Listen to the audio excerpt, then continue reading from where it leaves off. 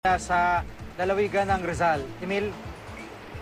Magandang hapon muli, Jiggy. Paumanhin at sadyang may kahinaan yung signal ng ating telepono mula dito sa aking kinalalagyan. Nasa isang establishmento ngayon ako, Jiggy, na nasa tuktok mismo ng Antipolo City at malinaw kong nakikita rito ang ilang bahagi ng Metro Manila. Sa ibabaw nito nakakulapol yung napakakapal na ulap. Sa mga sandaling ito, dito sa Antipolo City ay pabugso-bugso yung pagulan at nang mag-ikot tayo kanina papasok sa sentro ng siyudad ng Antipolo, dumaan tayo dito sa Sumulong Highway at papasok pa lamang ay talagang halos mag-zero visibility, Jiggy.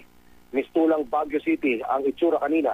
Mababa ang ulap at lumamig ang simoy ng hangin kasabay ng ulan. Siyempre tumigil ang ulan kaya kahit papaano hindi nahirapan ang mga mag-aaral sa kanilang pag-uwi kanina ng magbaba ng suspension ng klase sa afternoon session itong Rizal Provincial Government. Karamihan sa mga estudyanteng ating nakapanayam, GD, nangihinayang sa suspension na naman ng klase. Samantala sa monitoring ng Rizal Provincial Government, wala pa namang naiuulat na pagbaha o pagguho ng lupa dulot ng masamang lagay ng panahon hanggang sa mga oras na ito. GD. Sa ngayon, Emil, ano yung mga lugar na minomonitor partikular sa landslide dyan sa lalawigan ng Rizal? Hindi lumalayo dito sa area ng Antipolo City.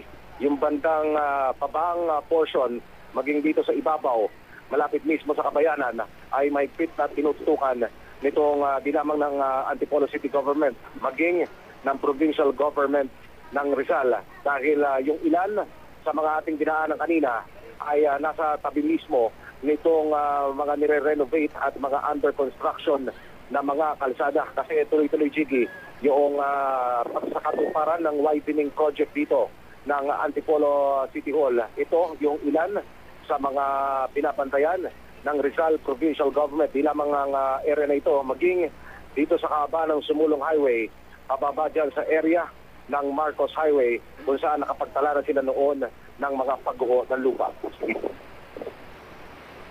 Emil, kitang-kita dito sa kuha mo, no, kung paano halos nag-zero visibility do sa highway na dinaanan nyo dyan, paakyat ng Antipolo.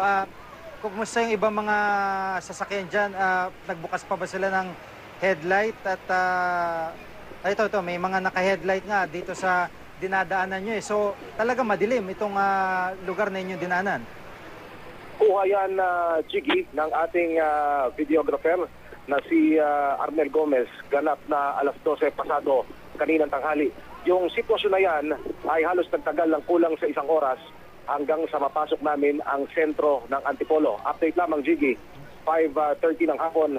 Sa mga oras na ito ay yung kalsada, partikular itong Sumulong Highway, ay hindi na ganyan kalabo yung daraanan ng mga kababayan nating motorista na binabagtas siya ang kalsada na yan. Medyo umigi ang panahon, pero gaya ng aking nabanggit kanina, hanggang sa mga oras na ito, pabugso-bugso pa rin yung ulan dito sa siyudad ng Antipolo. Jiggy.